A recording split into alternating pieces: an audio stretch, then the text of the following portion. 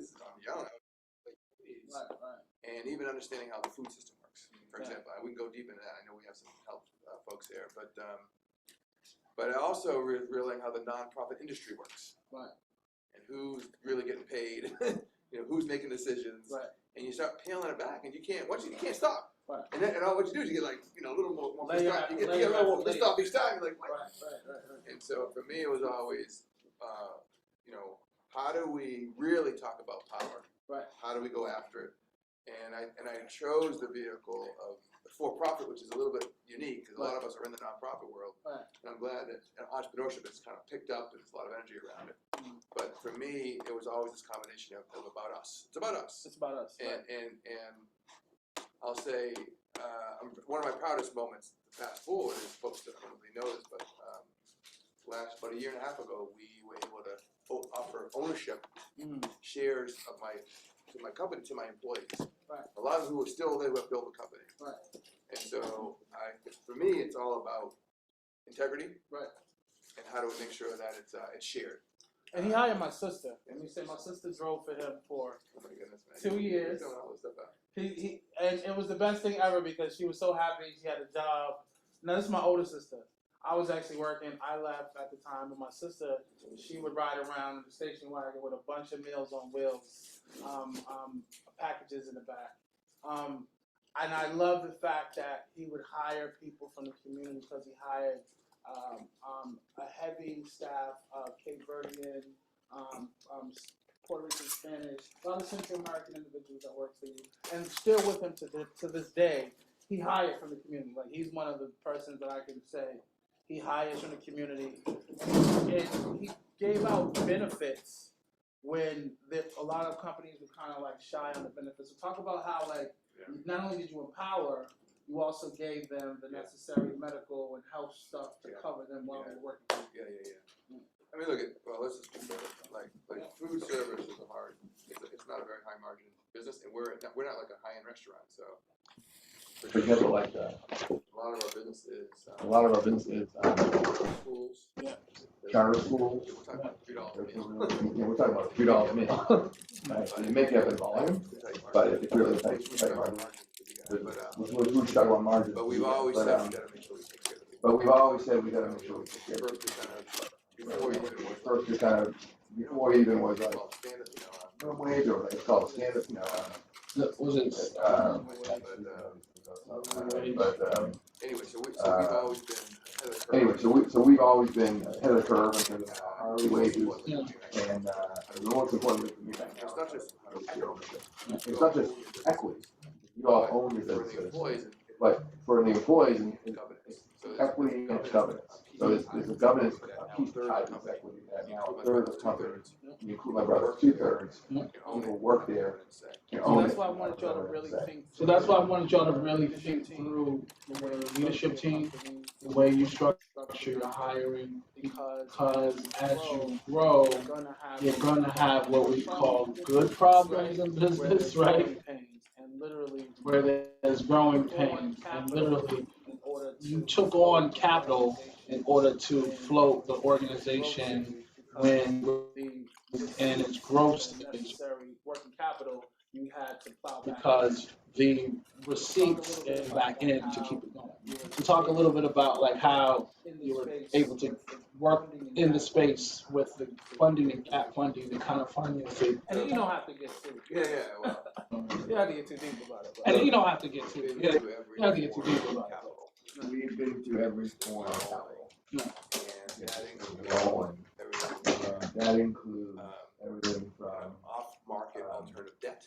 Off-market alternative debt. I go way back in the day. Right, I go way back in the day. There was vehicles up there today. There's so much white guilt happening. So much guilt happening. I want to leave you with some tools, like who to talk to, where the resources are. We're in a unique situation right now. Where the resources are. we're in a situation right now. Grabbing Mayor, that stuff up. administration. So I was doing that back in grabbing that stuff up. So I was doing that back in This is say the late 90s, early 2000s. This is the late 90s, early I was 2000s. watching you and literally I I was watching you and literally I was so taken by the fact that in the hood that said we're gonna throw all caution to the wind. And that to me, in its inception and its practice, okay, there were men who here and they're staying here and they're not leaving to the burbs to like figure it out. So let me just get So you got the what I call the right now there's a lot of free money. Right now there's a lot of free money. Unprecedented with COVID and all this stuff. The reckoning, I call it the racial reckoning. And then you have the racial reckoning. And then you have more traditional money that we don't have as much access to. It runs from bank money all the way to equity or angels and so on and so forth. Angels and so on and so forth. So to get to your point, we leverage anything we can get our hands on. We leverage anything we can get our hands on, right, to make work. But one of our biggest lessons early on, I realized, and we would do a full month of service, then we bill, and then we get 45 days payment after that. So if you do the math, what is that math? Is that 55, 60 days? 60 days. 2 months to get paid. Yeah. Well, no. Two was a change. Yeah, 2 was a change. Because you got 30 days plus 45 days to get your money back.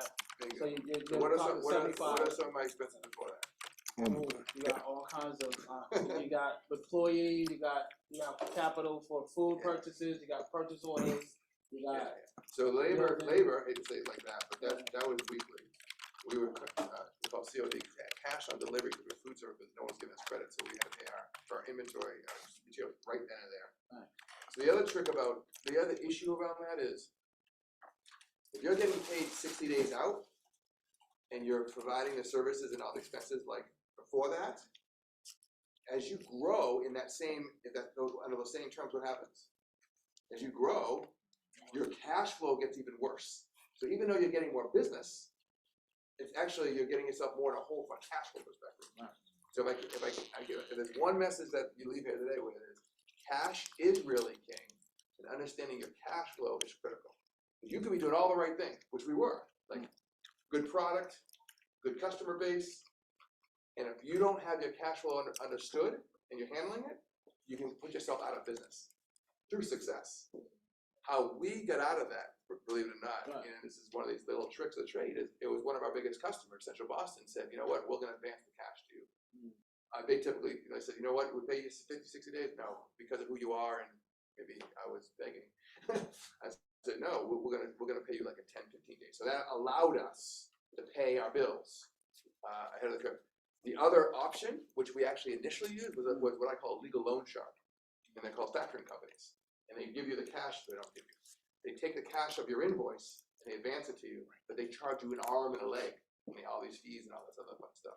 So there's all these different mechanisms that if you don't understand money, you can actually put yourself in trouble. And I was gonna be honest, like, I've learned a lot of this over time, but in this group, I think I can generalize. Yeah, you can definitely. When you have artists who are passionate about what they do, and they're really good at that, they may not be so good at some of these other things, and that's when you can also get yourself in trouble too. And vice versa, we have people who are really good with the money stuff, but they're not so good at handling people and so forth. So balancing your team so that you understand all aspects of that, because you talked about the team, so I can't emphasize enough. The other part is your team, like who you decide who you're going to work with, who you partner with, and all that stuff is critical to success. But I'll start. So the thing that now let's expand and unpack a little bit about the team, because a lot of who you see in front of you is at the beginning stages, and they're solopreneur. They kind of make 1-2 person operations. And I stressed to them in our last discussion last week was the importance of developing a strong leadership team, right? As you grow, but at least have enough individuals available. Yeah, I think the mute button on that should be. I love your actor. That's good. I'm trying to work like tech and also do interview at the same time. I think the thing that was important was talking to them a little bit about who is the power players in a team Yeah. where you don't necessarily have the talent, but other people come to you with a complementary talent. Yeah, no, I think it's smart. I'm glad you've actually, talked already about this. Yeah. So I think a lot of things about this. One is if you look at successful startups and entrepreneurial, enterprises, there's usually two people, right? And it's you go to these like elite schools, and literally they find their partner, and they go, then they go, let's go find our idea. They literally they partner first, and then they go, let's go find an idea. And so what we don't have as much among ourselves is that type of energy. So hopefully that's, and a lot of these breeding grounds are like MITs and the higher ed stuff, and that's where a lot of your startups. If you look at MIT, they're one of the most prolific startup entity in the globe because they have it all there. They have all this talent, they got the resources that come, all this stuff. So I can't emphasize enough around the importance of the right partner, and then you got to build your team around that. And one of the biggest advice I give to entrepreneurs is to know what your strengths and weaknesses are and make sure you complement them, among your team. And I just mentioned a couple of things already around like making sure I'm someone who, if you don't know numbers and finance and how that stuff works, someone on your team better, right? Because otherwise you're not playing the game. This is a game of numbers in a lot of ways. Business is a game of numbers. And so I would say you got to make sure you have the right strength there. But it's also, it's chemistry. It's like, it's an emotional intelligence piece of who you want to work with, right. And it's the hardest thing. To be honest with you, I can tell you so many stories about even right now. I've had to, even as a shareholder of City Fresh Foods, my brother runs the company. Most recently, I've had to negotiate a top executive coming in, and it's probably one of the most challenging negotiations for the record I've had in a long time. So they want a top dollar? You want a top dollar, yeah. And we're at this growth phase that is important to bring in this type of resource. But then what about the people who've been there already? Right. So a lot of that was part of this equation, but he is very good. And so that's the thing around cash flow, right? So having cash helps support your talent around you is critical. But I can't emphasize enough around what you said around really being smart about who your team is. And unfortunately, a lot of what you probably have right now is not a lot of cash. So it's almost like sweat equity, and you got to find people who believe in your mission. But I'll say this quickly: is you go through stages of talent, right? So you have your early stage and what you are now, and then once you start getting sales and building a team around you, you have another stage, right? And we went through all those stages over the years at City Fresh, and trying to stay true to your integrity of who you are, hiring black and brown, making sure they stay with you all the way to all that stuff. All the way to the top. It's become an issue for us over time, but we try to stay with it.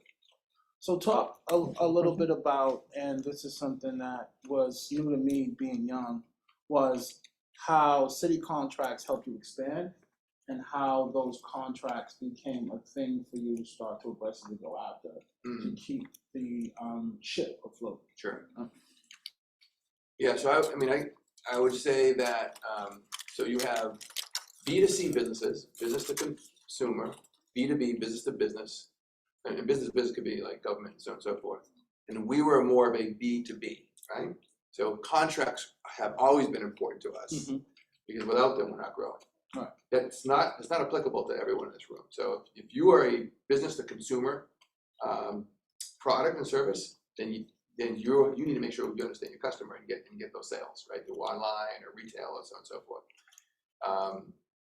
But even some of the B2C people can also provide products and services to companies also. But understanding your customer would probably be the most important kind of, streamlined answer to that. Is understand who your customer is. If you are providing services or goods to businesses or government, there's a whole host of challenges with that, and there's a whole host of people who want to help you. So it's again, I want to give also resources out. So for example, Black Economic Council of Massachusetts, I see there's a question I think on the cheat sheet on that. They are an advocacy organization, and they're all about, one of the big priorities is making sure you guys get in contracts. Right. But let me be really clear. I think this is for family purposes. That's cool. You've got Michelle Wu as a new mayor, and her right-hand person who really, I think it's the BPTA now. I used to call it the old BRA. Does everyone know who he is? Shogun. Yeah. Shogun Aru. So you should know that name because he's a Shogun. Yeah, I'm not going to pronounce his last name. We'll invite him to the pitch.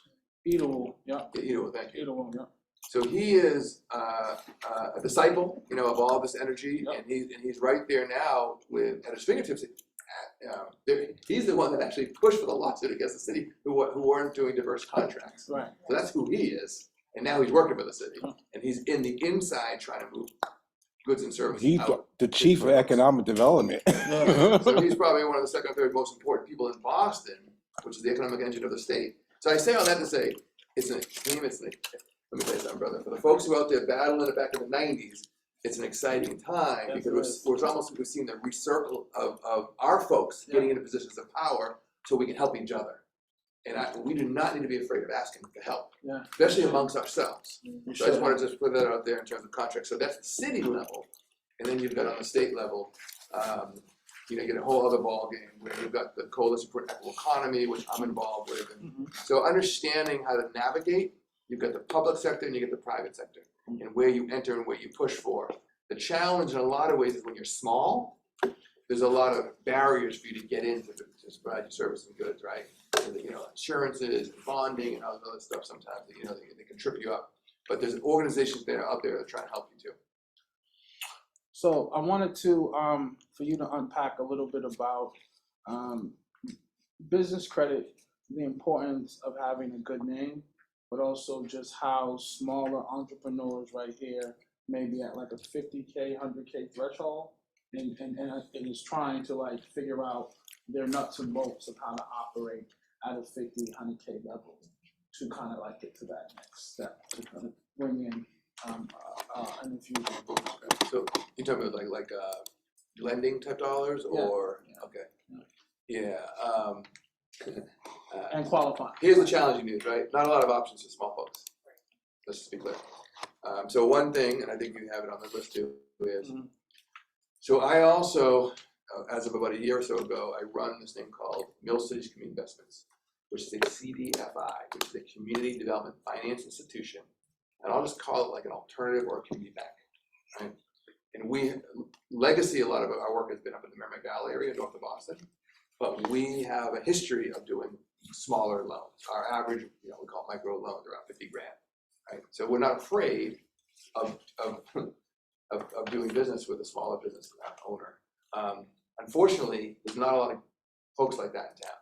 You got Leaf, Leaf, LEAF. If you put Leaf in and put finance next to it in Boston, they're headquartered here. They do some work like that. You've got, you got Dorchester Bay, who has a lending arm. So you should know who that person is. I don't know who. I think Right upstairs. I think Allison used to run it, but she's no longer there. We're gonna find out the new ones tomorrow. Yeah. So anyway, so these guys have those resources. They'll make sure they, giving that intel. That's on the debt side. What is it? Is Eugene Boston? Eugene is funny because I love these people, but it's a process, and I think they're still learning the ways of how to get money on the street. Eugene will be another one. It's a democratic process, so it's really a collective process. They would love a lot of what you guys are talking about. So my bottom line is, between these two, or or through me, there is a short list of where you can find capital. I'm trying to think. I'm just going through my head. Maybe a few people I'm missing, but talk about foundation. But let me be very clear. Can I ask a question about the Chamber of Commerce? I was a former employee, so I think it's a little different for me in terms of being able to call people to see if they're worthwhile for small businesses to try to get involved with. So that's on the contract side. Jumping back a little bit, absolutely worth. Like, you're doing health and wellness. What's your product and service? So right now I have a book that I've released, Mindful Journal and Text, and I do professional developments, lecturing, and workshops. Absolutely. And people are like sick and like going crazy right now, right? So they can use someone like you. Yeah, so HR services and so on and so forth. You're a little bit of an interesting product, but how do you kind of get in maybe on the corporate level, provide some services to folks who really need a wholeness approach? I don't know who's there now, to be honest with you. There's a brother. Jim and John are still there. John Joy is still there. He does like the head of membership, and that's why I check you out. Well, Jim Rooney is the head. Jim Rooney is the CEO. But there's a British brother who's like, oh my goodness, Tom Brown is his name, who runs a lot of the contractual stuff. So that's he's maybe about a year or so. I'm into it. dark. It's okay. No, absolutely. Look at You're not the star. one of your jobs as an entrepreneur is to dial, and you're gonna get a lot of no's. And just push, and go. I'm real, and I need an opportunity. So and you never know what's gonna turn into. All right. Yeah. So I want to talk about something that was near and dear to me that you started, and with a few other people, but I think a lot of them will appreciate it, is the Urban Farming Institute, and how you kind of thought through that piece, and how the Urban Farming Institute became like a community catalyst for individual urban farmers kind of gather around, and how that kind of sprouted into what it is. Yeah, I'm stealth, man. I quietly go about my business. But I'm about the loop. I used to be involved in a lot of, but but I did a garden in front of my house. Yeah. Well, so the origin story of the Urban Farming Institute, at least from my perspective, it was always called City Growers. City Growers. It started out of that, and it was actually the H block. Mm-hmm. Humbert Howlett up there, and I'm walking, and my cousin lived up on Howland. I'm like, look at all this vacant land. This is back. Again, 2000s, right? Yeah. And I'm like, huh. And then I was in my kitchen, and I'm watching us cut all this green lettuce coming from California. Wait a second, and we got all this unemployment in our community. I was like, wait a second, we could be growing our own. So it was from a business perspective, like, how do I convert some of this land? And literally, so because I had a relationship with the Sportsman's Tennis Club, we were able to get a piece of land behind them illegally. Sorry, we weren't supposed to be like selling it, which is a funny story because then we had to actually change the zoning laws. We were out doing it, and then it got wind of Mayor Minnie was like, "Well, you can't be doing this stuff." But and then that turned a whole other process, which is for another day. But bottom line is, two things happened. One is we, at the height of the City Growers model, we were selling like $20,000 on a quarter acre of land, and I'm like, we can do this. We can do it. And so we were doing like the fresh cut, we had like the salad mix. You get like five seasons out of that stuff. Mixed greens, and getting it out to the high end restaurants and other sort of stuff. And it turned into, I'm realizing, you know what, this needs to be subsidized by nonprofit dollars, because the amount of work we did just to get the soil ready, you know what I'm saying? We were like making a new market, trying to make it work, a low margin business, farming, what are you talking about? Right. And so it turned into, it's like we had to start a nonprofit, and that's when we shifted to say, okay, the Urban Farming Institute. And we found Pat Spence, who's the current executive director. This is, 12 years ago now. And again, another, Black run nonprofit. And the beautiful thing about the Urban Farming Institute, I like to say, is how do we get some of this land back? Right. Well, these guys I'm talking right now, but how do we get some of this land back? and we formed probably one of the first in the country, like a land trust spin-off, specifically for urban It land. was huge. I remember that. Yeah, and so now we I don't know, we're probably He's an innovator. Don't let him fool you guys. Can you explain what the land trust is? It's actually not that common. It's not as common as it should be. Yeah, it's a way for folks to obtain land, pretty much, not with no taxes. You use philanthropy for a positive use, I guess you'd say, and really for open space, to keep it open space. And so we said, we'll keep it open space, and for our purpose, it'd be for urban farming. And so you anyway, don't get me started. But in this neighborhood right here, you've got Deadly Neighborhood Inc., which is the land trust component of DSNI, Dudley Street Neighborhood Initiative, and one of the most innovative land trust models in the country. And this is not even me, Right. But they basically, I think, on 3 acres, where the land trust owns the land, and they let our folks own the buildings, but they limit speculation, so you can't resell. There's a cap on the resale piece. So when we see all this the gentrification happening, didn't happen here because we own the land. You couldn't just flip stuff. Exactly. You just couldn't buy and flip it. So ownership, don't get me started. Ownership is where it's all about. So you all need to be successful, build strong balance sheets, and you can own your shit. Own your land, own your buildings, own your business. And own it in a way that you can keep it. Because sometimes we own stuff, but if we're not taking care of it correctly, we lose it. Right. So that's why it's important to be in these types of classes where we're understanding the principles of how we keep things going. Foundation for Business Equity, right? And what was the impact and what was a springboard after the foundation business equity for you? Wow, so people, I mean, so we just went fast forwarded to my most recent. So the Foundation for Business Equity is, after I did the City Fresh food piece, was how do we take, really smart strategy, the tools for success, and making sure that our Black and brown entrepreneurs have those resources. And so that was the Foundation for Business Equity. What was the second question? And how you springboarded and the impact of Foundation for Business Equity. Yeah, so that's a story in process. So we just literally in a month we're going to be merging the Foundation for Business Equity into Mill Cities Community Investments, which I mentioned, the CFI, into one entity, and we're very actually focused on Black and Brown board in terms of governance process and Black and Brown leadership team. So we can be a platform to keep the resources coming back to us. So I'm real excited about that. And so I love it. if you look around, there's not many of us in positions of resource, but we're seeing that changing a little bit. We just talked about Shagun and like what I'm seeing so far. And so, but we look at banks or financial institutions, not many of us. And so we want to be one that's really out there and supporting you guys as you're growing your businesses. And I want to just emphasize the fact around capital is just a tool for you to grow, but another tool I would say even more importantly is this: is you as a leader and also being strategic of making good decisions. Because all business is making good decisions, like making more good decisions than bad decisions. And to do that takes experience, it takes the team, all the stuff that we're talking about. And so having really good strategy along with capital, I think is just two critical fundamentals for success. If we bring that at the Foundation for Business Equity, along with now Mill City Community Investment. I'm sorry, I'm talking a lot here. But no, I love it because that's exactly what I need from you. I need you to unpack all of your brilliance in front of these individuals. Now we have gone through several discussions, but they're currently working on their business model canvas, right? They're also working on their mission, vision, and value statement, right? Now, talk to individuals a little bit about mission, vision, and values and how important that is in steering and guiding your business decisions.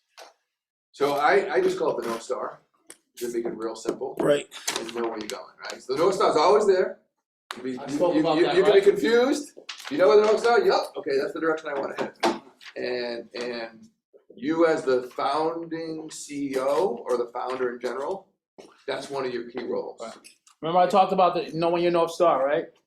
That is going to be very important. And the reason why I wanted him to talk about this is because regardless of what you do, how much money you make, where you grow, your growing pains, your points and all that, you need to understand and be able to zero back in on your mission, vision, and values. Not only as a statement, but also as a direction point. Where am I going?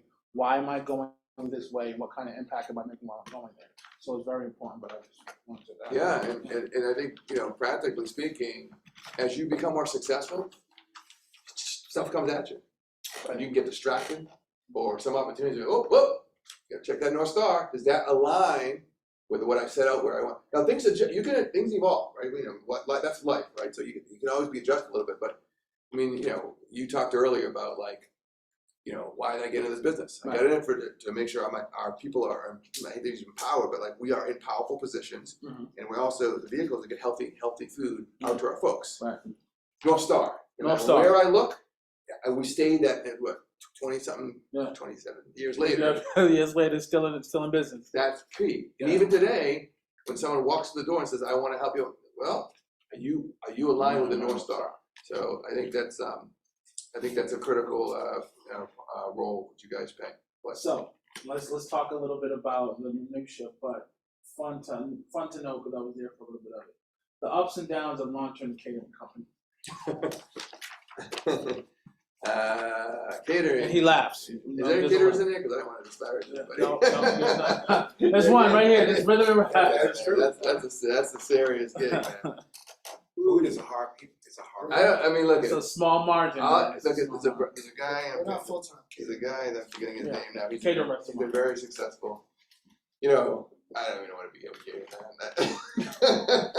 you. Can you imagine? It's hard enough, and then you gotta transport it. You gotta set it up. It's gotta be perfect. And then and then the event's done, and you gotta pack it all up, Take it all. put it in the car, and then you're not done. Then you gotta clean it back. That's some hard stuff, man. I can tell you some crazy. I think I lost probably about 10 years of my life when I was doing catering. So at one point when I'd be like around the corner, like, oh my God, I'm in traffic. I can't get there. I used to run it. They want the food. Right. But what's the question again? How So the ups and downs of launching the catering. Ups and downs. I'm trying to give you some ups. Yeah, definitely give us some ups. We got a few downs in play, but. Well, I think, there's a woman who's no longer with us, Rosetta Webb, who's one of my early mentors, who was amazing, by the way. And she taught me presentation, and she taught me the beauty of, she taught me, like, quality food. Mm-hmm. I mean, like, to a point where, if you Hector, who runs Merengue Restaurant in Don Habana, ask him who got him into catering. And I can't take the credit, because it was through me. I was a vehicle of Rosetta Webb. Because he saw what we did and says, I want to be doing more of that. It's an art form, actually. No, But catering is an art form. Right. And it's not just in the food, but it's how you present it. Always with the service. Right. So that's where you can really structure yourself as an artist and work for it in the process. Yeah. So another piece that was critical, but it was fun. Talk about taking a risk to provide a micro cafe at Rock. Oh yeah, man. How long did that last for? A couple. As long as you kept it going. A couple summers. Couple summers. Got 10 minutes. Yeah. Yeah. So if anyone knows, Akeem and I's first relationship was we did a kiosk. Yes. So it Rock's that's a charter school now. Yeah, right? it's charter school. So they had, I don't know, maybe 100 or so employees that came through, something like that. Along with that, it was just.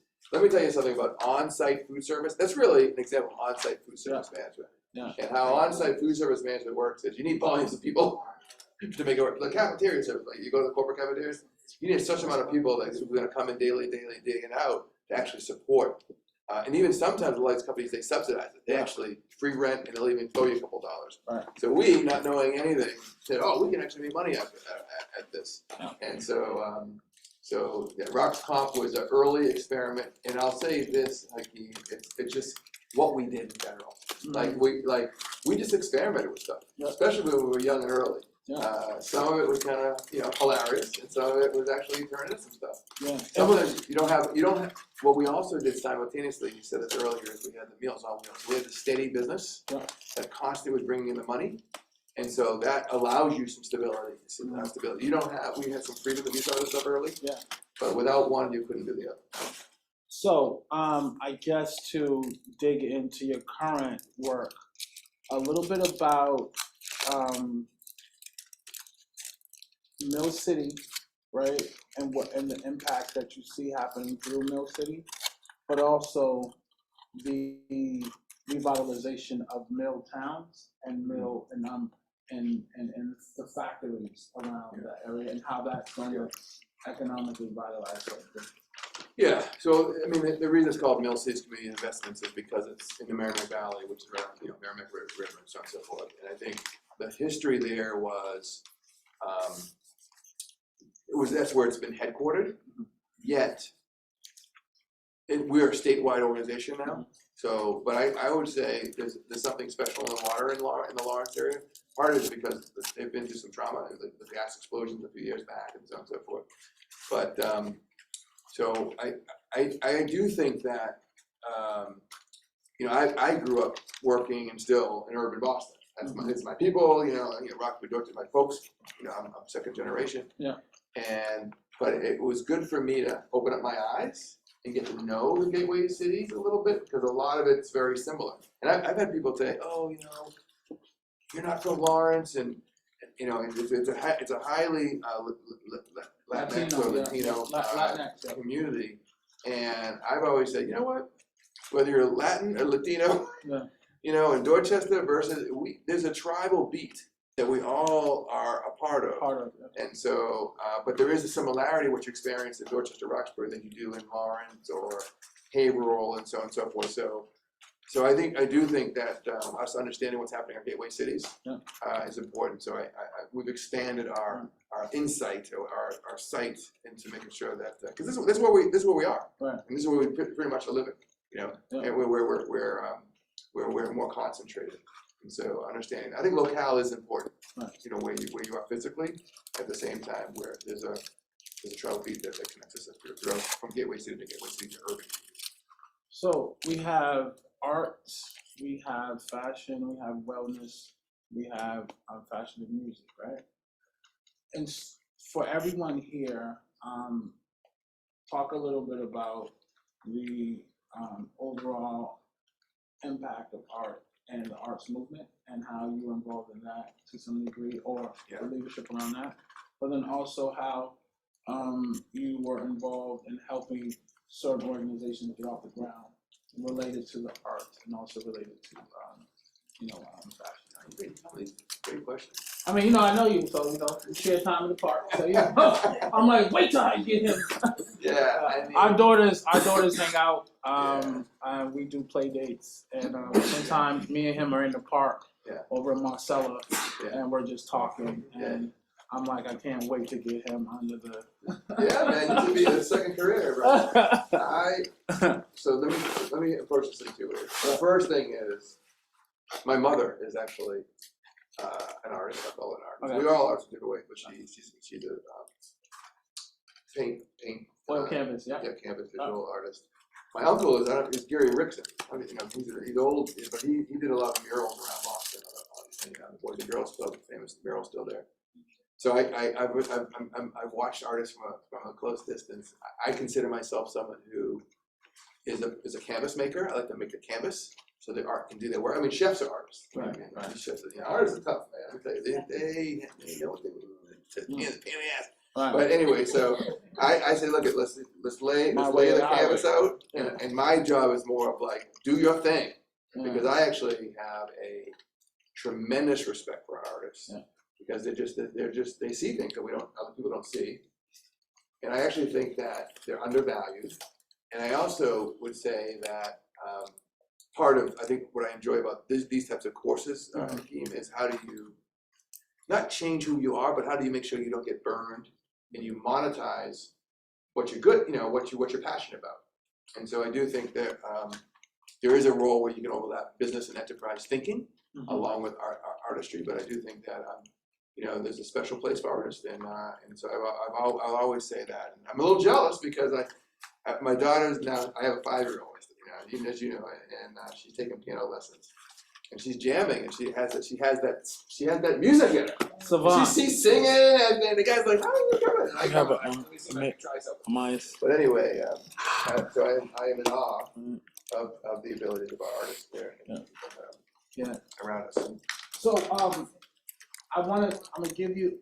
So I'm gonna ask one more question. We're gonna take a break so that everyone can eat, and then you can formulate your questions for him, so that you can kind of drill him. Do not let this guy leave here without pulling everything out of him that you need.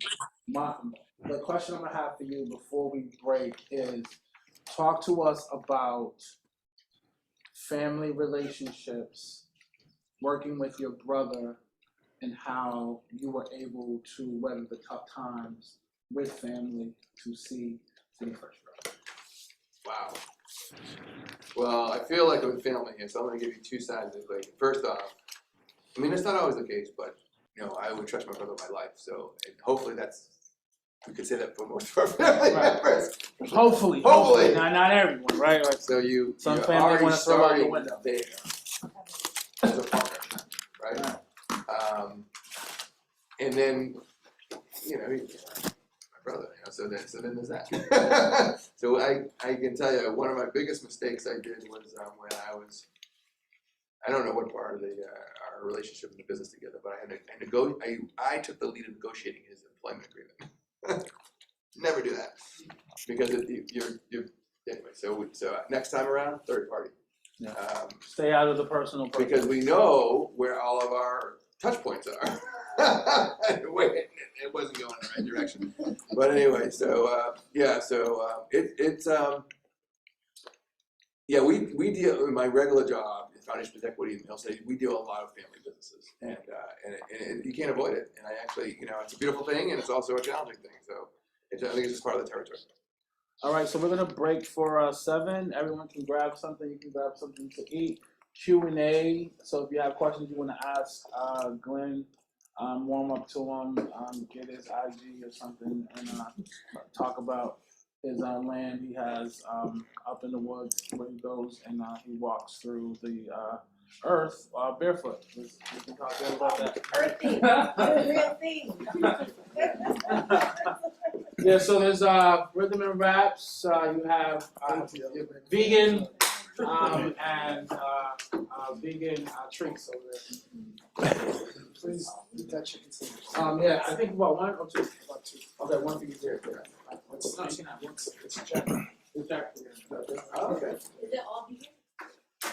I think. Yeah, yes. We're at the restaurant. Which one? Rhythm and Raps. Oh, okay. Where you guys at? Austin, I would look. Can you bring them to Austin? Yeah, bring them by. Bring them by. We're actually looking at some spot. You're in JP too, right? Oh, Rockford. Roxbury. Yeah. I forgot to see you. My second spot. But we're looking at a couple of spaces. Once I get my life together, I'm gonna hopefully hire Hakeem. We put the sauce inside. Sorry, Yeah, I got it. I love it. Thank So you. this is really, you sit down and all that happening? Yeah, sit down. Okay, sit down and Hold on, that's not. I'm gonna get you the sauce. That's not. over. It's a little spicy if you all have any spice. I personally love spicy, but I think he's gonna get us some. Oh, wow. We're taking 5 minutes, 7 minutes to eat. So if you have any questions you want to ask, write them down now. if you give me his contact information or however Yep. you're gonna. He's gonna make sure everyone gets Okay, the contact info. okay. Oh my gosh, I don't know about this, man. Oh, you gotta know, buddy. You wanna know about now? So we're gonna get you in the Boston Impact Initiative. Yeah, so I just looked into it. Yeah, for me, that's all you. I don't need to talk to you about it. I miss my old self. Like, 2 or 3 hours out. Every 2 hours. Ow. Are you The going to, two- like, Commonwealth Kitchen? The new website I just showed you, So between that dark blue and the bright blue, the other one, which one do you like more? Melissa. Oh, I would need. You didn't see it again? So, Are they over there in that section? well, let me say. So the second one. So your Adobe XD Yeah, that mockup. one. Yeah. No, that's really good. No, But is the blue too bright? I mean, you're into art. Great. I mean, I like it, but like, I've been told that like, it can be a lot on the eyes. Like, I like very vibrant colors, but like, originally we met with MIT. Well, They weren't really. They were talking about like. Have you got any feedback about that? People have said like. I've asked different people. Some people are like, try to keep it black so it can highlight your work more. Yeah, you do see that in a lot of art, Yeah. right? And most like if you use any kind of professional editing software, it's always a black user interface, right? I think it's fine. I mean, if it's part of your look, right?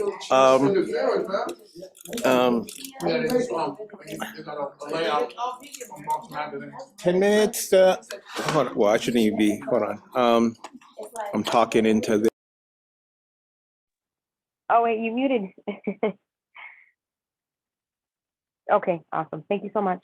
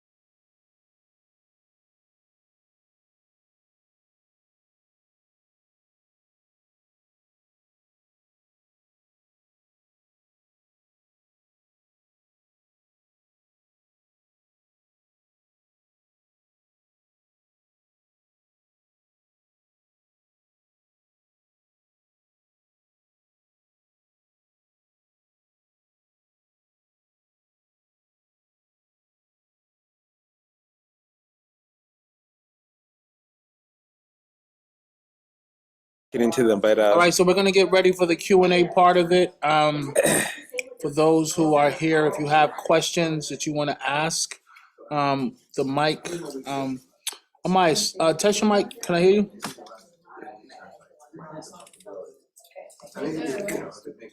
he's muted. I can Unmute.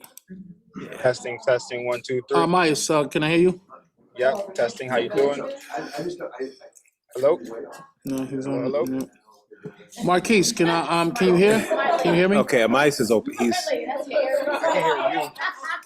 Marquise, can you hear me? The sound might be. I hear you. I hear you.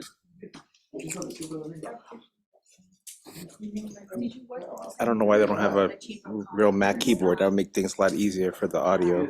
Yep. Hold on. I don't know if you can hear me or not.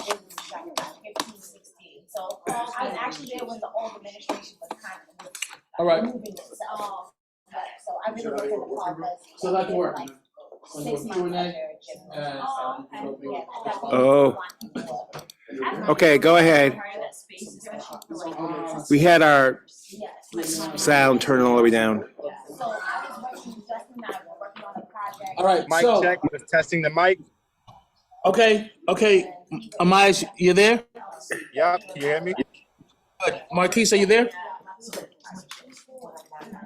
Okay, so we wanted to, while you munch on the lovely delivered rhythm and raps, we wanted to Got a lot done today, dude. All right. make sure yep, connections. Let me just make sure I get the VI. I love it. So we want to make sure that everyone gets a chance to ask a few questions relevant to just them, right? And the reason being is, although we do have Glenn here today, this man is very busy, and he had an assistant that made sure he was on time and had everything that I promoted.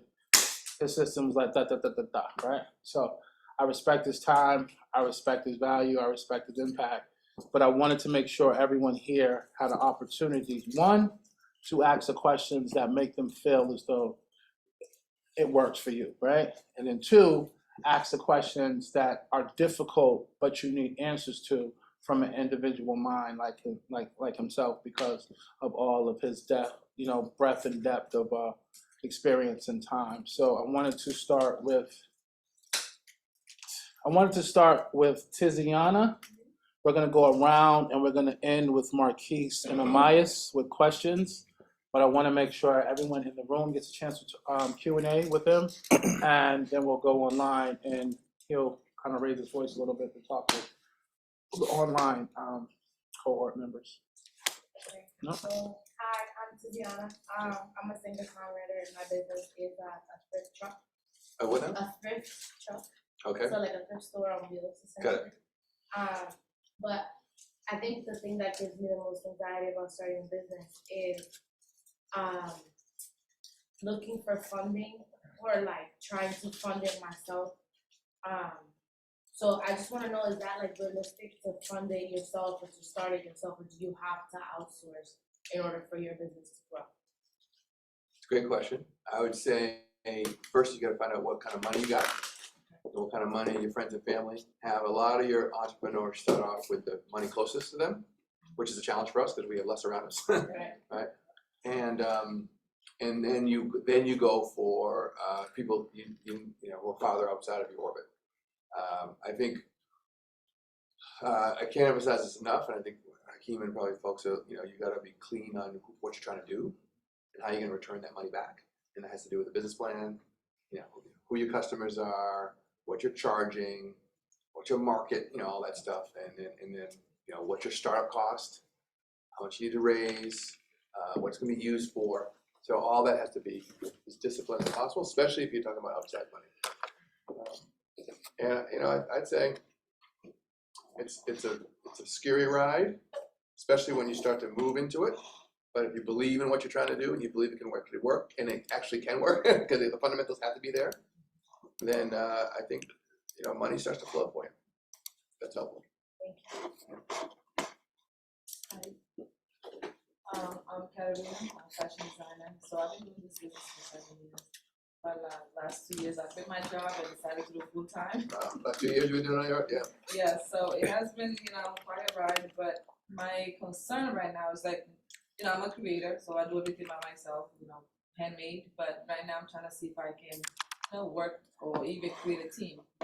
And the challenge comes where I don't know where to start or how to approach, finding the right people to work with you. Because, I feel like at this time and age, everyone want to be, I want to get into fashion. So it's like, especially young people, like it's very hard to find. And that's one of the issues. What, you do the designing? You're the designer? Yeah. So So I what do do you need? sewing and everything. What kind of I talent? make custom gowns for the most part. Okay, cool. But what kind of talent do you need around you? Who are you looking at? So I need like people that can handle the bookkeeping and the marketing aspects. I can post on social media, but I'm not great with the right tagging and the right stuff to reach the right customer or the clientele that I'm looking for. And also, when it comes to the investment aspect, I'm not sure how to go about, approach someone like, hey, by the way, this is my business, I'm looking for funding. I have no clue how to go about that. So that's where I stand right now. Because right now I do everything, it's been going okay, but again, I overwork myself because I literally, if I get orders, I'm Who's making the clothes? Are you making them? Yes, I'm making them right now. So I'm looking into, at some point work with manufacturers, but for that I need, some funding because you need to order X amount. So I just don't know how to go about the whole thing. Right now, my business is more like business to consumer. So they come to me, I do, we do the transaction and then I deliver it. So I'm trying to figure out a way I can make this a bigger thing where I have other people involved. Let's say if I'm sick or I'm on vacation, I have the business still flowing. So this actually is very related to a lot of businesses that are trying to get a product on the shelf and so on and so forth. And so you are in this phase of like early stage and how do you get the volume? And how do you get the volume? So making good decisions around, I said earlier about understanding your market. And then the question is how do you maximize volume within that market?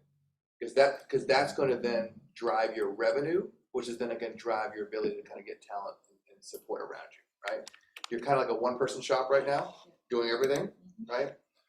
And it's not an easy place to be, but and I could sit there back and forth, and I really want to understand like who your market is. It's online. What is your strategy to maybe expand that, or maybe it's retail? Do you think about maybe setting up a space where you can actually folks can come and look at the stuff, but now you get a little bit of overhead, So I mean, we just invested in a clothing manufacturing company in Lawrence, and the whole industry is shifting right now. I mean, and people, even myself. I mean, people buying clothes online. Are you kidding me? Right? Yes. They give you measurements and it comes in the mail. Yes. So we're in an interesting place. It also allows smaller independent folks to get directly to the market.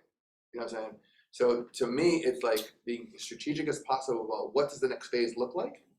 And is it going to be? Am I going to get directly to the direct to the market, like the online strategy, which I think is probably where most of your sales is now? Is that true? Right now it's more like direct contact. Like, how they get? Mostly people around me. Word of mouth. Social media. And also, you have collections on your website. What are those? Well, those are from fashion shows. I do a lot of fashion shows. So they come to you physically. They find you. They come and knock on your door. You measure them. Yes. Yeah. So I do consultations. So I'm sorry, because I don't want. Maybe I just isolate you for a second. Is there ability for you to do your work and still do it virtually?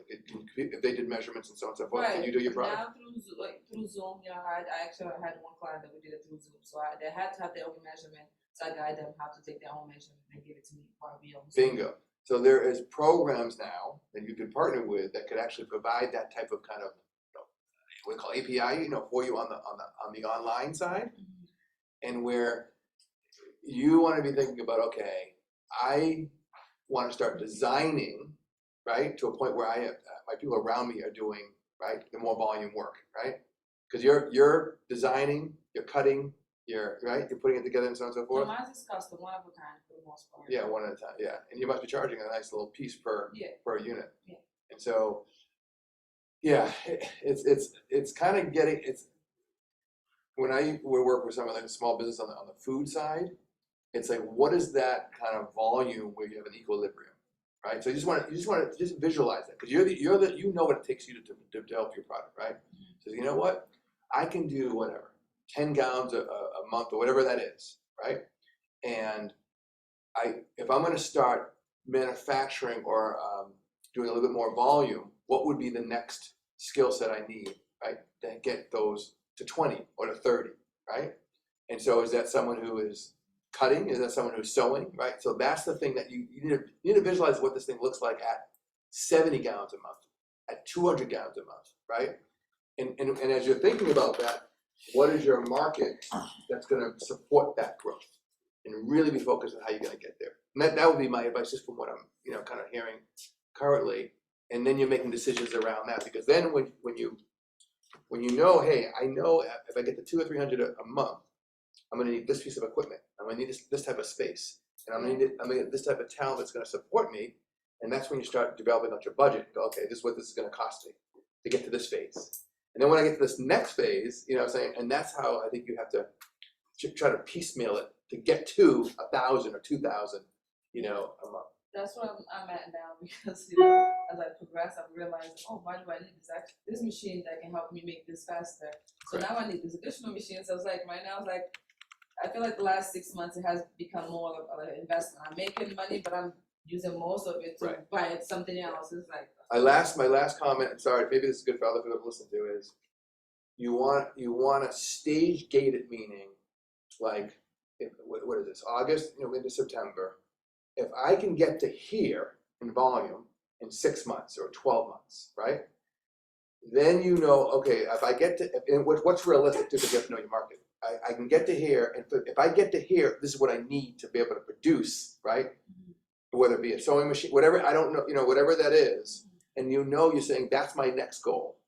You need to set that next goal, and then everyone around you here will help you get to that goal. Because then you say, well, I may need an extra space to do that, or I may need this assistant, or maybe a part-time bookkeeper, right, to get to that goal. And that to me is, I think, your next piece.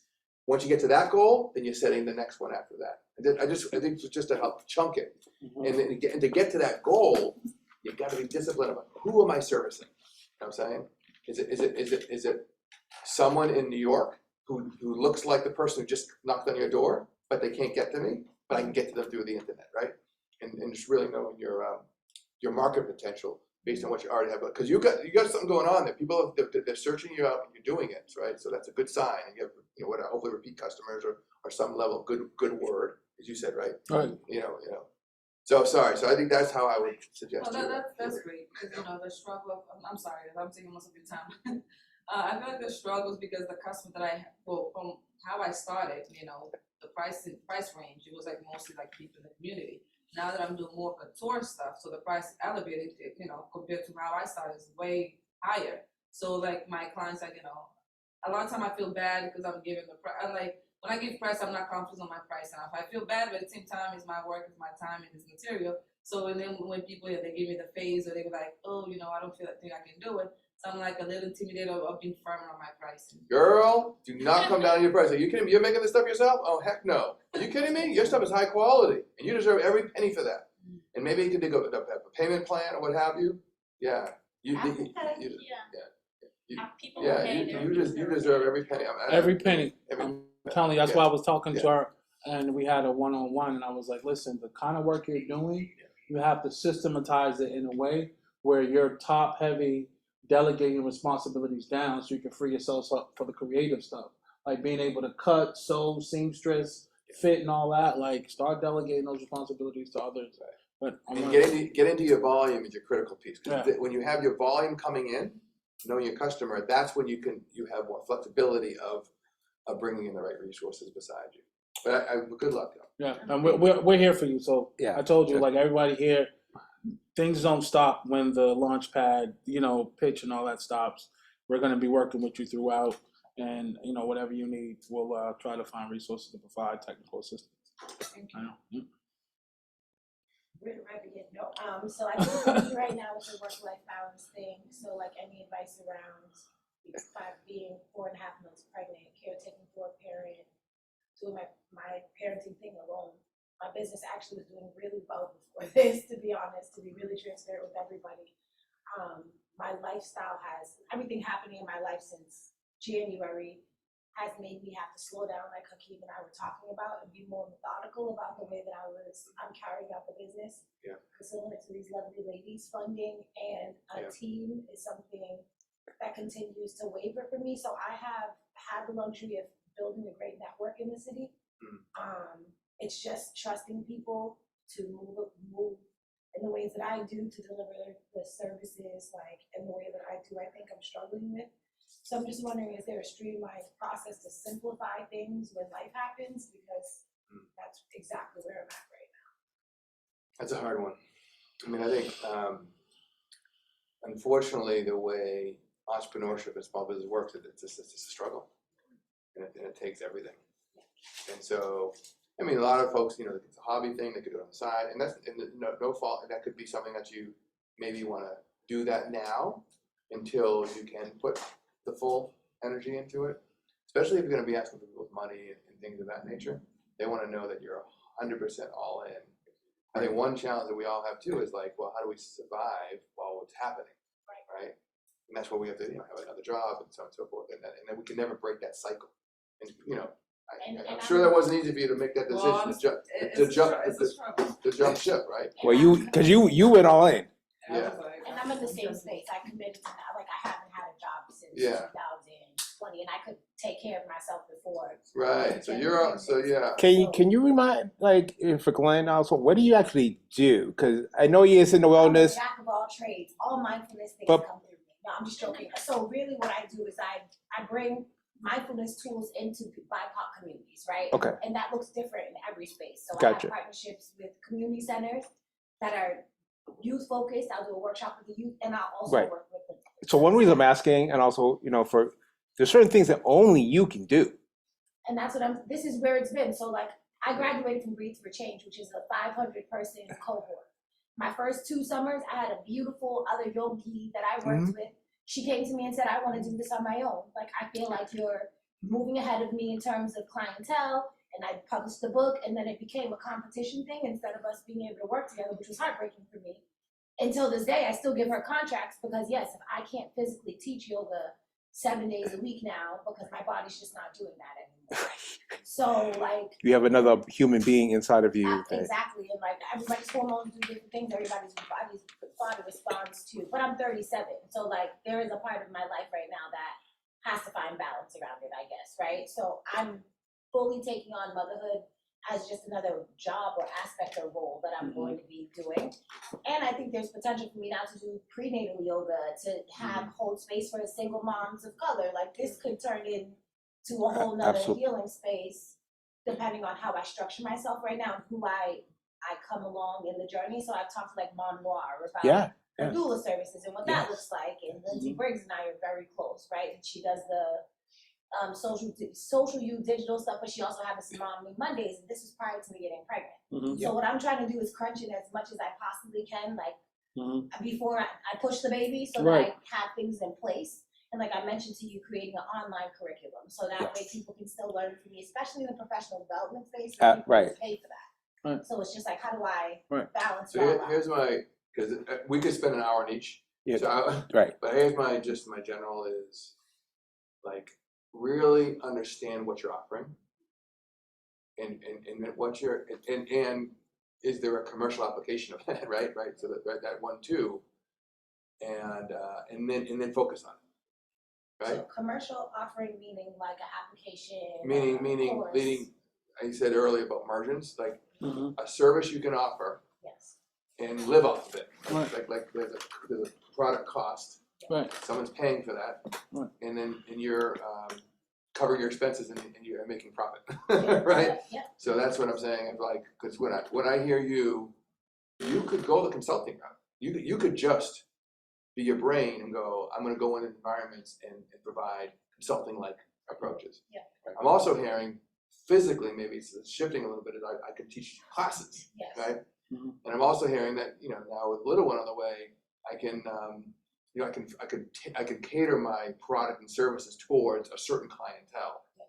So I just, focus, focus, focus, which would be another theme of whatever these classes are. Really, what do you want to do, right? And not in reaction mode, but what do you want to do, right? Like the next 5, 10 years. And then that product should be the thing that you focus on. And can it work? Can it work as a small business? That would be my high level advice, because you're clearly very talented. It's just really what do you want to focus on? And on this end, it feels overwhelming. Sometimes I just want to stop because there are so many different things that I can do that I'm like, is this quality? Because I can do it doesn't mean I should be doing it. Right. Kind of situation. Exactly. It's got to speak to you. I know. I think it's got to speak to you too. So I do think that it's like you got to find some quiet time, right? And really, and also you have experience behind you, because you look at what have I learned, and start really evaluating, my experience with a yogi teacher, what came out of that, what could have been the next stage of that, and really get a sense of really what do you want to do, and then realize you're also preparing for that's how many months now? You got what? So I have 6 more months. Six more months. 6, 4, 5. Where is this your first child or? My only first, Yeah, so that's going to be you got to plan for that. Right? Yeah. That's going to be a window of time where that would be an interesting challenge. Can you get something up and running of legitimacy prior to arrival, right? Or where would you be at when that happens? So that's all the things I think. I mean, you got a window there too of reality. So got to figure it all out. Yeah. So finesse. As an entrepreneur that's starting from like ground zero, what kind of advice would you give to like find people to join your team that believe in what you're doing, but also can like fill the roles you can't do? Yeah, so you're in concept stage. Yeah. Yeah. So you want to make sure that it's a narrative, it's a story, right? That attracts people, but also it's got to have business fundamentals where it actually could show success. So that I don't know where you are in your planning, but to me that's. Wait, I've been on your site. That's a live store, right? Yeah. Okay, you're selling clothes, right? No. You're not selling. But he has a site and he wants to sell. Gotcha. Okay, I thought that. Okay, my fault. I thought, because I saw the clothes on your site, I thought you were. So that's like a demo, or that's a prototype, or? Yeah, like a demo. Okay, all right, gotcha. I'm sorry. Okay, now, because I was confused. Now I So understand. it's pre-sales. So I think I think this class is what it's. People are attracted to the charisma of the entrepreneur. They're also attracted to the product and service, and they're also attracted to the plan, right? So you just really want to make sure it all rounds out, and you're showing your future partners or investors that it can actually work.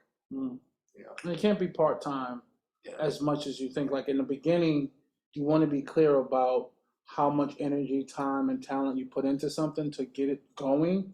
But you got to get it to the point of velocity where it breaks the gravity of like the inertia and the pressure and gravity of like staying still, right? You got to get it going. You got to do massive action, massive activity. You got to go places, be in awkward, spaces, shake hands, talk to people, and talk up. Can I ask what is are you making your own clothes? Are you reselling, or what are you? What's making clothes? You're going to be making them.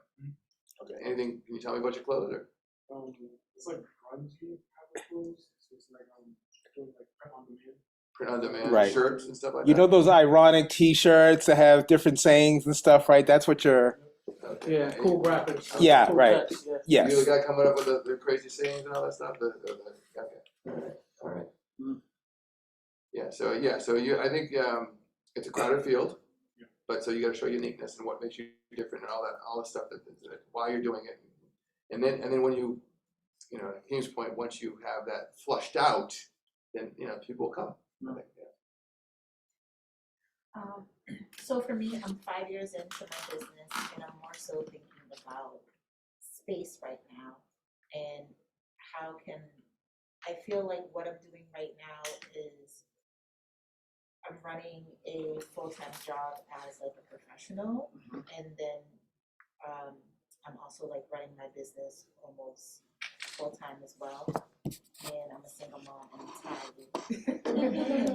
I just talked to my friend Hakeem about this the other day. And so for me, like, how do you move into the full-time space with your business? Like, is there like a roadmap or like some steps to take? but also for me, because I am a creative person and I do offer products and services, I want to be able to offer those products and services in a physical space, right? So something that I need to consider is how do I move into a physical space? Yeah, I mean, is that too big of a question? No. Well, I think he spoke about it a little earlier. This was something that I thought was important was volume, right? Because you have to get to the point where you have a break-even analysis, right? Where you have to say to yourself, with all my sunken costs, what is my break-even to the point where I get back to zero and I'm starting to make money?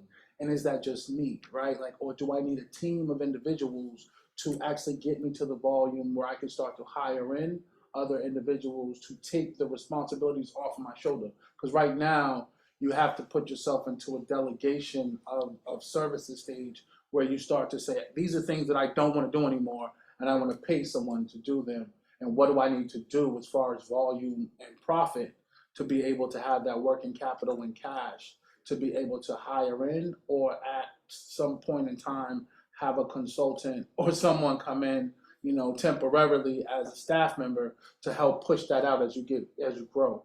And I'm just adding on, but No. I think. I mean, the part of our challenge is entrepreneurship is for like the wealthy. I mean, this is right. I mean, you're a mother. I mean, you can't screw up. I mean, I'm just gonna be right. Like, we don't have the privilege or whatever the word is to not make money to cover your rent and your food for your kids. And so I say, like, to your point, Hakeem, which is you have to, something has to be happening to a point where you could show viability before you jump. But that would be irresponsible, right? And so that's wherever that point of sales and I'm starting to make some money here. That's when I see it over and over again where people they don't leave their jobs until they're showing that sign of. Right. Some people even wait longer than they should. Like, I want to make sure I got $10,000 in the bank and cushion, and all that stuff. So I do think there's a reality. Are you check. selling online right now? Is that what you're? I do sell some things online, but a lot of my work comes from pop-ups. And Hakeem, I talked about this. I would prefer not to be at a pop-up in the hot ass sun. Yeah, it's hard. Yeah. I actually met her at the pop-up at Seaport, and it was sweltering up amount of heat there. No, pop-ups are hard. I was like, this sister is out here with all of her table and all of her goods, and I was like, let me go and just buy me some sage. It's like what Glenn talked about earlier. It's like the catering. You gotta lug all your stuff there. You gotta set it up. Massive action. And then when it's over, you gotta break it all down. You gotta bring it back. Yeah, it's just. So I think one of the main things for you is being honest and open and speaking to individuals about what type of team members you need to surround yourself around and create some sort of brain trust so that you can start like relying on other individuals to like listen to you and get things done and check back in, because coaching others to do certain work is going to be key, because obviously, you don't want to overwhelm yourself, and two, you want to bring people in you can trust that's going to actually get it done, that you feel at your heart of hearts, if you turn your back, they're still going to do what they said they're going to do, right? So that's going to be a very important thing for you to kind of figure that out. And that's more so about relationship building and trust building and like human characteristics and how to feel people out, to say like, can I bring this person in and trust this person with my innermost secrets of my business, and will they deliver on the particular pieces that I give to them in order to execute on it? So definitely, I think with that piece for you, it's going to be about building a great team, being transparent, authentic, and honest about what type of team you need, and also the complementary skill sets that are outside of your skill sets that you're like, hey, I can leave this in this person's hand because they have a complementary skill set that's going to run my business a little bit better than if I was doing it and I was steering the wheel. So, are you making money on the pop-ups? Any other pieces that you're doing? Kind of, so you're doing a variety of pieces. So I do commissions. So a good bulk of my, there's times where my business is exceeding the money I make from my day job, and I'm a program officer for a nonprofit. So I see really great money coming in from the consulting work and from but I see trends, right? You know, I pay attention. So like right now, it's good to be Black, you know, and everybody wants to buy, you know, Black art and support Black artists, but I think that's gonna fade. So I'm not being like, you know what I mean? I just feel like No, absolutely. Not being pessimistic, you're being realistic, I right? think it's a trend. So you know, I try to get in where I fit in, and you know, people get excited when they see the work. But I've always been doing this work for a long. I've been doing this particular work for a long time. Before Black Lives Matter, right? Yeah. Exactly. Right before George Floyd. Before. George Floyd. Yeah. And so, like I said, the pop-ups go great. I actually travel and do pop-ups. I'm doing a pop-up in Martha's Vineyard on Saturday, and then I just did one in New Orleans. So like I get to have fun, you know. But I think the commission and the creative services, like the consulting, is where I see a bulk of my income. You enjoy that? I do, yes. Good. I like facilitating. Okay. Good. Yeah. Be a lot of money in that. I know you were like kind of, man. I saw your eyes. I'm like, there's so much that everyone's there's so much saying. going There's so on. much Yeah, connection. I see it. I see it. Yeah, well, first of all, I really appreciate just what you both share, everyone shared tonight. There's a lot of just really, great gems I'm still like kind of processing. I think for me, where I'm at is, I mean, I'm dealing with, you know, thinking, I just feel like so busy in there, like, you know, we are busy in different ways, and like thinking about prioritizing, you know, distraction, what you mentioned about that focus. And I've been thinking about like what I ultimately want. And I think it is to achieve like creative and financial independence. So I don't have to, you know, but right now I'm also, you know, balancing a day job too. And like, I'm able to do my art in a sustainable way, but it's like, I just feel, busy all the time, going from one thing to the next. And I don't want to do busy work, but at the same time, that's a part of, you know, project management. And like, you know, I want to get bigger commission and do bigger projects that's very rooted in the community and is socially engaged. But at the same time, you know, I get distracted when, you know, there are more people are coming to me now with like even offers, and I'm like, is this, you know, worth it? Is it worth my time? Even though it's mission driven and directly, you know? And so I've been a nonprofit for a long time too. And so just, I'm just trying to like really think through all this. What is the best path forward that makes sense for me? Yeah. Well, can I hold, is there more questions? Because I want to make sure, I want to summarize that with the other. You have a question? Yeah, I'm trying to figure out, how do you stay in your target market? Like, even though like the business is always pivoting, you always ended up somewhere else. I'm just trying to figure out, how do you stay in your target? Like, talk to the right people. Like I do a fashion brand. It's called Marculou, and I've done I've done photo shoots. I've done commercials. I've hooked up with a marketing agency before, and they did some marketing for me. But like, I'm just trying to figure out, how do you stick to your target, you know, like to the right people, so you can sell to the right people? Yeah, so my last summary comments would be around, I think the theme earlier too was, this issue around margin. So I'm gonna just be like straight, because this is a business class, right? Yeah. Okay. And so everyone knows what margin means? Yeah. Okay. So, you know, we just won the Boston Public School System, City Fresh Foods. We're going to be feeding these kids. I saw the press release. Thousands of kids, man. Yes. And Congratulations. so I'm being hypocritical as I say this story, but I'm going to say it. So thank you, by the way. Long time coming. That's not a high margin business. No. But we're doing it because of who we are, and we're not doing it to lose money. Let's be clear. Because what happens is, once you get a certain scale, the volume drops to your bottom line. Right. You know what I mean? So we could say, I could justify this, and it's not just me making the decision. When you're early starting out, you don't have that flexibility as much. So when you said consulting and you enjoyed it, and if you're going to jump ship, you want to go where the margins are, because the margins gives you freedom and power, because that gives you profitability that then you can start doing other things potentially. So when you look at your variety, because I didn't even get into exactly what you're doing. When you look at your variety of options, you want to say, well, where is my margin, but also where's the market too? It's the margin and the market, right? So because those are the two things that we're going to increase sales and increase profitability, which gets that marquee. I think it's marquee, right? Yeah, marquee. Am I saying that right? Yep. Yeah. Well, that is the question. Yeah. Because if you're going to be independent and you have to, so let me just be clear.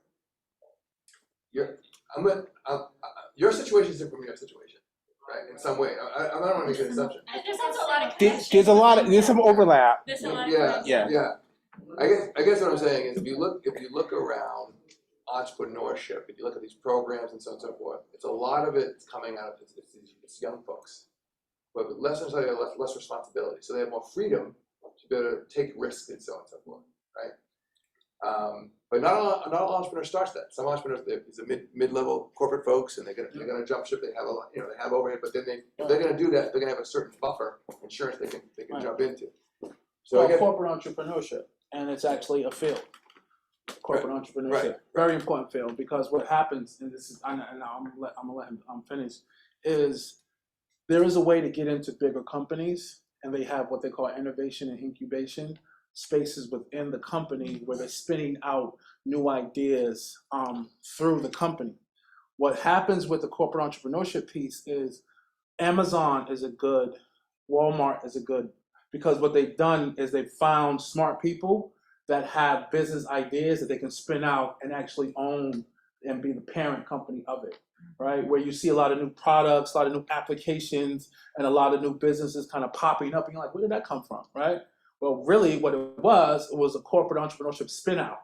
So you spin out a lot of these great ideas, but they incubate them in a well-financed, well-funded, well-resourced space first and test it for a few years. Then you're like, hey, go play, you're making money now, you know?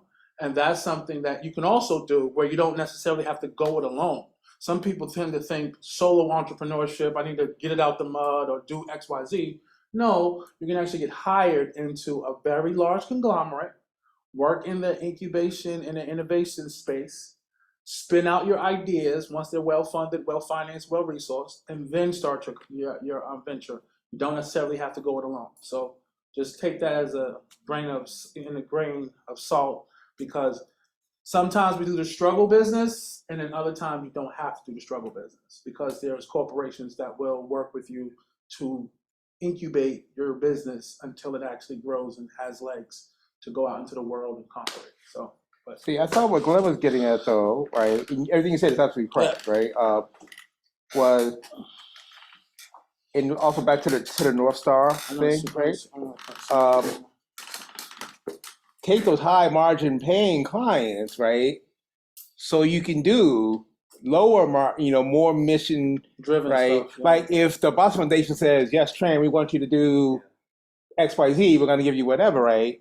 Then they'll give you some runway that if there's a little tiny nonprofit in Dorchester that you could do something for, and ordinarily they couldn't pay the kind of money that you may want, but because you just had this bigger, higher margin paying client, right, you could do, right, but to keep everything, because you all have to do stuff that you may not love this every day, right?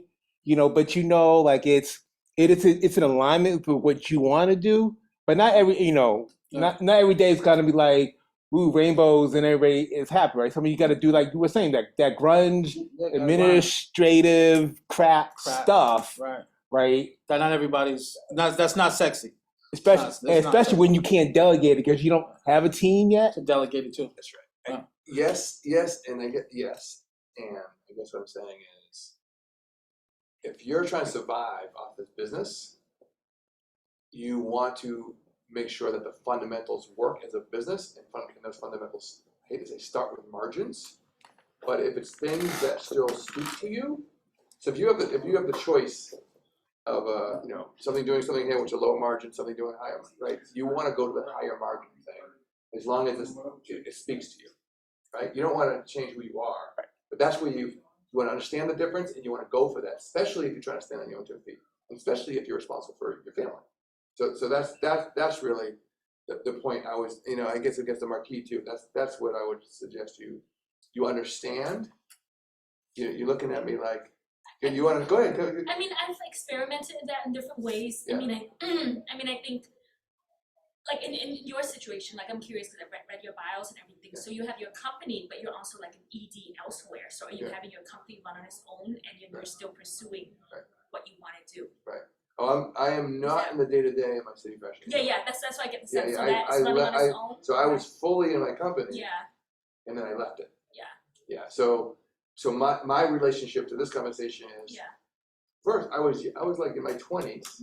I didn't have I could live off of 20 grand, 15 grand a year, something like that when I first started this thing. Yeah. And I went all in, right? So I guess that's for me my purpose is. But in my company it was about volume. I was going in and saying, how did this thing work? I realized, oh, this is a volume business, so I got to get to a certain volume to get the break even to make this thing work. You may have different options, but to me, this is business, and so you got to make the choices around. Well, how do I get there? I'm going to use an example of consulting, right?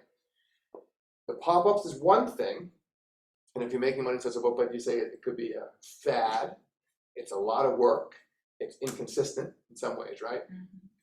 But if you know, I don't know how consistent consulting is, assume it is, and you enjoy it, and the margins are there, then it's almost like that's an option. I'm going to really dedicate myself to make this piece successful, because I want to leave my other job. You know what I'm saying? But you still have to go through phases to kind of get there. It gets back into you in a lot of ways too. You have to get to those phases of like I'm whatever I'm going to get into, with art or not, I got to get to a break-even phase and start making money on it. Because that's the only way you're going to exist. Believe me, I've been in a lot of conversations with social mission and trying to do the right thing and then working it within a business infrastructure. If you can't work within the business infrastructure, you don't exist. Period. You're out of business and you can't help anybody. Because in the end you're in debt. So my point is not to be blunt, but that's the reality. Unless the government changes or things change and we start subsidizing and so on and so forth. But that's just the reality we're in. So that's how I would respond to both the last two questions. So now we get one thing to do with Glenn before he takes more? over. There's one more, right? So we're gonna do a round robin where you get to ask one question. And there's only lightning round. Lightning, and it only Glenn can one sentence response. Wow, you really push my brain there. I know. He's gonna. I do. You guys too. You know what? I do see a second career here. You should definitely be on the radio or something. I mean, podcast. I just want to start. I'm just. Well, how about whoever wants to do it? So round robin, one question and one sentence response, and anyone can go first. You mentioned tangible items earlier, things to share.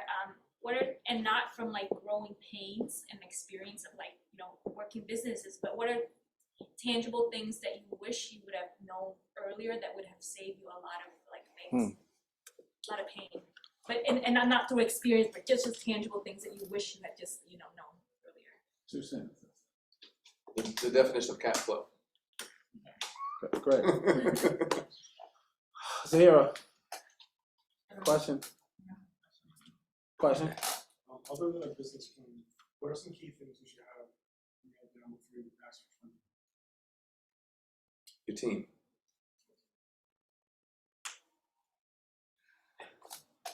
Question. How viable is consultancy? Like, is it something like, if I strip down everything that I was doing right now and I just focused on educational consultancy, is that like a streamlined way? Absolutely. Oh yeah. Consultancy is a business and you can make money out of it. I know people who do. Yeah, absolutely. Thank you. My question is, how can you turn down a client that is going to potentially be a problem to your business without making them feel that you are literally just don't want to work with them? Wow. That's a good question. I run into that too. Like you must have gotten people, Glenn, right, who said, "I want," but like, it's people that come to you, but you don't really want to do it for them. How do you? Stay busy.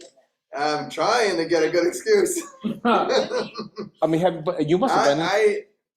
I am a person of honesty. I hate to say it, but sometimes you just gotta be honest with people. Tizzy. How do you find clients that need your services? Essentially, how do you find your market? Like, your market, but how do you get to them? It's a great question. Multiple levels of that. macro research down to like going door to door. And right now, I'm actually very interested in Black media platforms. And you know what I do? Oh, actually, general media. I just ask people. I go, literally every time I go, I say, how do you consume the news? Yeah. And I make a mental note of it, and I'm tracking it as I'm going. That's like you got to ask a lot of people to get there, and then you get to go to the Google and you get research and talk to people in the space. This is not a one-word answer. You know, who are experts and so on and so forth. There's a lot of ways of getting market research. By the way, my goodness, right here. Come on, folks who are my age. This is the most powerful. You have like a computer in your hand. Absolutely. So they much don't know the information struggle. Yeah. In our era. Yeah. Marquise. Question. I think he answered it already. Great. My brother. All right. Last question by the great Al, and all his help and all of his tech and all of his support tonight. I didn't. We'll end off with you. If you don't have none, you just okay. I had it, but I lost it. It's okay. Okay. All right. So I want everyone to give a round of applause to them. We appreciate all of the gems and everything that you brought. And I think two key things is contact information, and I think it was email or where they can find you. I'm going to give you a card, and you can take a picture of it. Okay, great. Okay. Is that cool? All right. Yep. And let me just, my last words, like, hang in there. Stay strong. It's a tough journey, and you guys are on the different phases of it. So we need more smart, artistic entrepreneurs. Hopefully we'll see you on the other side. All right, thank you. Yeah. Everyone passes around, take photos of it. Can I leave this food here? That's like, man? You can take it with you if you want. If you don't, you can take it. Yeah. If you want to dump it, we can trash it. It's good, very good, man. Yeah. I'll take this stuff. Okay. Come on, my life. Okay, thank you. Absolutely. And we will talk more. All right, man. Yeah. Thank you very much. I'll give you this. Thank you. Take care. Yeah, absolutely. Thank you. Thanks so much for coming out. Thank you. I have, how many y'all full-time doing this? 3? That's a lot. I mean, like how King was saying, right? Usually people, they wait till they get the whole Comfortable cash flow, got something in the bank, get to a certain run rate, and then they quit. So we're gonna dig into mission, vision, and value statements, business model canvas, and also elevator pitches next week. Study, research. I talked to a lot of people one-on-ones. Say the mission, vision, and values in the mirror in the morning at least 3 to 5 times. Get to know it in your head and your heart. And we're gonna work on your elevator pitches. And thank you all. And thank you, Marquise, for hanging in there. And y'all have a good night. Oh, that's it? That's it. Appreciate it. I'm gonna need that card. Yeah.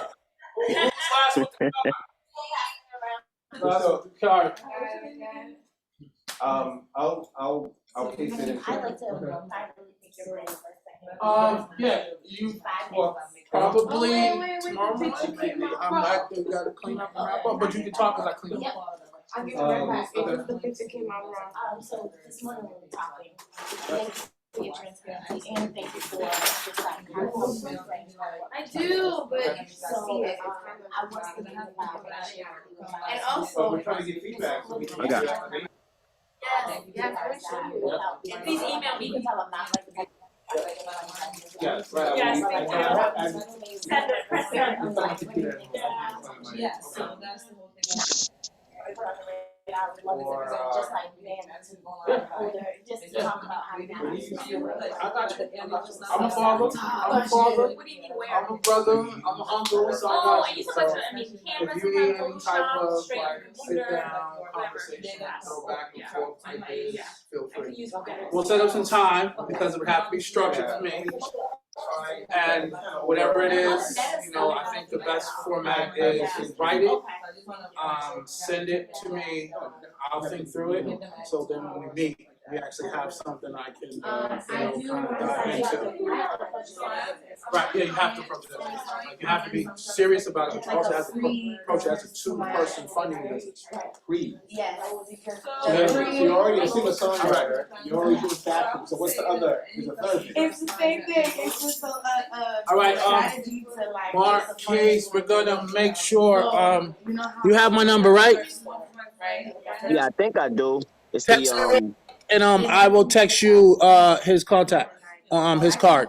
what is it, just in case? Matter of fact, 617 Yup. 530-0757. Text me real quick. I'll take a picture of it and I'll send it to you. Okay, best. All right. And thank you for hanging in there, bro. No problem, man. I just touched down too. Okay. But this is like the right now. This is the. All right, I'm gonna text you right now. All right. And that cultivate. Take care, bro. And then that money I'm gonna take and use towards the other business. Have you written this up or have you? Not fully written it up, but I've thought about it a lot. I've thought it out. I've spoken to the other person. We're like putting it into action. Well, I can take So